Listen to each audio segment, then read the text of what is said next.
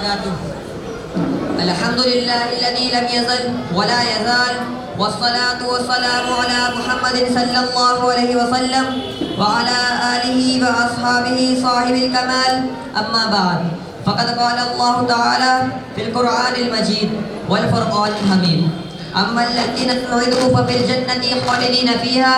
وقال الله تعالى: فأما الذين شقوا ففي النار.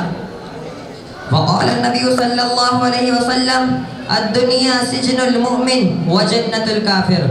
صدق الله العظيم وصدق رسوله النبی الکریم.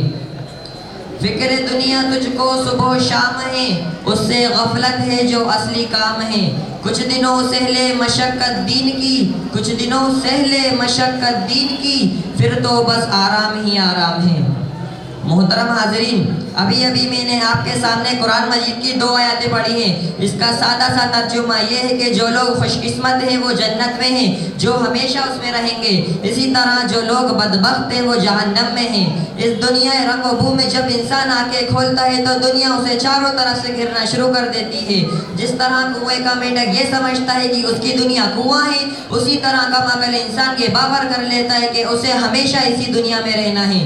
اور اگر بالفرض کبھی مرنا بھی ہوگا تو فنا ہو جائے گا، ہڈیاں خستہ ہو جائیں گی، جسم کے اعضاء ٹکڑے ٹکڑے ہو جائیں گے، اور اس سے اس دنیا کے بارے میں کوئی سوال نہیں کیا جائے گا.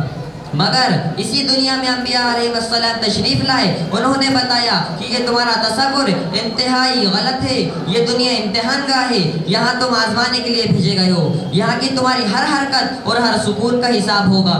اگر اس دنیا کا بسنے والا انسان نیک عمل کرے گا، صحیح راستے پر چلے گا، حق و صدقات کے علم بردار رہے گا، خالق کائنات کے احکام کے مطابق اپنی زندگی گزارے گا، تو مرنے کے بعد کامیابی اس کے قدم چھوئے گی. اور اگر اس دنیا کا بسنے والا انسان غرور اور سرکشی کے راستے پر چلے گا، خداوند قدوس کے احکام کی نافرمانی کرے گا، اللہ کی بنائی ہوئی زمین پر اکڑ کر چلنا چاہے گا، ظلم و ستم کی چنگاریوں سے اپنے بھائیوں کو جلانا چاہے گا، تو ایک دن آئے گا جب اسے اپنے کیے کا حساب دینا ہوگا. اس سے پوچھا جائے گا کہ تمہیں 2 ہاتھ دیے گئے تھے تاکہ تم کسی کمزور کی امداد کر سکو، تمہیں 2 آنکھیں دی گئی تھی تاکہ تم غلط اور صحیح کی تمیز کر سکو، تمہیں 2 پیر دیے گئے تھے تاکہ تم خدا کی عبادتوں کے لیے مسجدوں میں جاؤ، تمہیں عقل دی گئی تھی تاکہ تم باطل طاقتوں کی مکاریوں کو شکست دے سکو اور حق کی آواز کو بلند کر سکو. کیا تم لوگوں نے ایسا کیا؟ اگر نہیں تو یاد رکھو کہ پھر جہنم کی دہکتی ہوئی آگ ہے، اس میں تمہیں ڈالا جائے گا. محترم حاضرین، اس دنیا میں چند دن رہنا ہے. بادشاہ ہو یا فقیر، سرمایہ دار ہو یا مزدور، قوی ہو یا کمزور، عقل مند ہو یا بے وقوف، مرد ہو یا عورت، سب کو ایک دن یہ دنیا چھوڑنی ہے. یہاں کا سیم و زر، مال و دولت، جائیداد و زمین، دکان و کٹیا، کوئی آپ کے ساتھ نہیں جائے گا. ہمیں یہ سب چھوڑ کر ایک ایسی جگہ جانا ہے جہاں ہمارے نیک اعمال ہی کام دیں گے. چند پیسے جن کے ذریعے ہم نے کسی غریب کی مدد کی، چند رکعت نماز جو ہم نے خلوص نیت سے ادا کی، چند میٹھی باتیں جو ہم نے کسی مجبور و بےکس کو اطمینان دلانے کے لیے کی، یہی چیزیں ہمارے کام آئیں گی اور دنیا کا تمام ساز و سامان ہمارے لیے بیکار ہوگا. سچ کہا ہے کہنے والے نے، ٹھیک ہر صحابہ کو چھوڑ میاں مت دیش بدیش پھرے مارا، قزاق اجل کا لوٹے ہے دن رات بجا کر نکارا، کیا بدیا بھینسا بیل شتر، کیا گونی پلہ سر بھارا، سب ٹھاٹ پڑا رہ جائے گا جب لاد چلے گا بنجارا.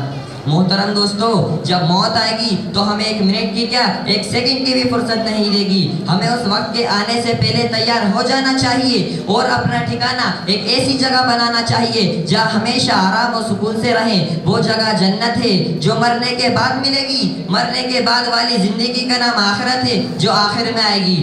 اگر ہم نے اپنے کو خدا کی مرضی پر چلایا تو ہم خوش قسمت رہیں گے، اور اگر ہم غلط راستے پر چلے تو بد قسمت کہلائیں گے. اللہ تعالی ہم کو اور آپ کو صحیح راستے پر چلائے اور آخرت میں جنت ہمارا ٹھکانہ بنائے. آمین. وآخر دعوانا الحمدللہ.